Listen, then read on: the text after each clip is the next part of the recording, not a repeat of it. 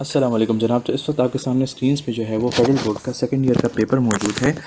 ये 2027 वाले एस्पायरेंट्स जो हैं ये तो पेपर देख लें। खैर मैं इसके बाद फिर एमसीक्यूज़ की जो कीज़ है वो मैं शेयर करता हूँ। मैंने ऑलरेडी वीडियो अपलोड कर दी थी, लेकिन आई डोंट नो अपलोडिंग में क्या इशू आ गया कि वो पेंडिंग में ही जा रहा है स्टेटस उसका, और वो जो है वो कंफर्म मतलब हो ही नहीं रही। तो एनीवेज़ ये जो है आपके सामने पेपर है। अच्छा, उसके बाद अब चलते हैं जी एमसीक्यूज़ और इनको क्रैक करते हैं one by one. Redox reaction के बारे में पूछा हुआ है, और पूछा हुआ है कि substance that increases its oxidation number, तो वो रिड्यूसिंग एजेंट के तौर पे एक्ट करता है।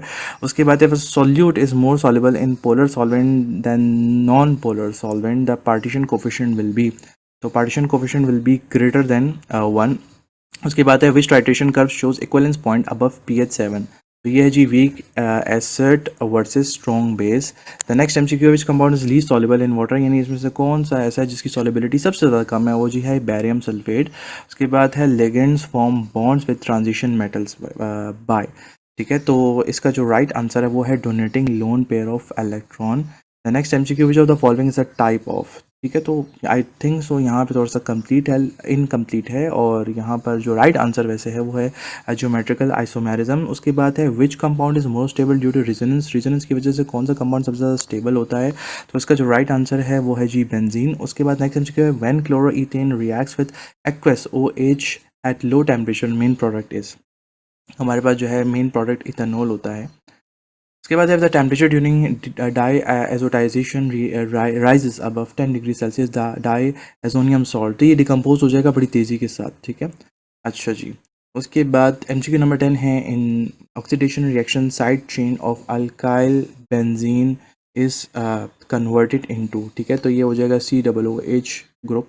उसके बाद है nitriles are prepared from halogeno alkanes by reaction with KCN, this is an example of, तो ये किस चीज़ की एग्जाम्पल है, ये है जी न्यूक्लियोफिलिक सब्सटीट्यूशन की एग्जाम्पल है। द नेक्स्ट एमसीक्यू पर पॉलीमर सेगमेंट शो CH2 आपके पास ये दिया हुआ है, चेन दिया हुआ है, द मोनोमर इज, ठीक है। तो 1 2 3 4 5, ठीक है। तो 5 कार्बन एटम्स हैं, तो जिसकी बिना पर ये हो गया हमारे पास ईथीन हो गया, ठीक है। अच्छा जी, उसके बाद यहाँ पर है जी enzymes activity is affected by, enzyme activity is affected by, तो टेम्परेचर की वजह से एंजाइम एक्टिविटी में बहुत ज़्यादा फ़र्क पड़ जाता है, यहाँ तक कि एंजाइम अनस्टेबल भी हो जाते हैं अगर टेम्परेचर बहुत ज़्यादा हो जाए तो।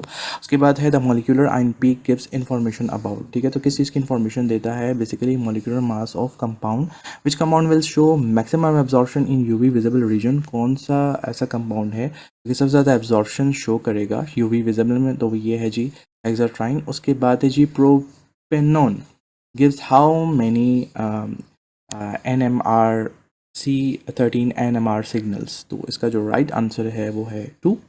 A compound that strongly interacts with the stationary phase will be, ठीक है। तो हमारे पास जो है वो इट विल मूव स्लोअर।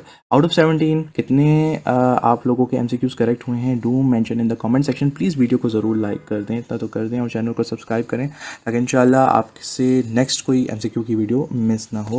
और साथ में इंपॉर्टेंट टॉपिक्स भी इंशाल्लाह बताऊंगा जो अपकमिंग पेपर्स है, तो साथ साथ चलेंगे इन पैरेलल। ये नहीं है कि बस इकट्ठे सारे के सारे टॉपिक्स झाड़ दिए, तो उससे ये होता है कि बड़ी कन्फ्यूजन हो जाती है कि भाई मैं क्या कौन कौन सा मटेरियल एब्जॉर्व करूँ, ठीक है। तो फिर से मैं आपको ये शो कर रहा हूँ, सेक्शन C का पेपर है। जो अभी के एस्पायरेंट्स हैं वो तो बंद कर दें वीडियो, और बाकी ये देख लें, ये आपके सामने जो है ये पेपर है, राइट।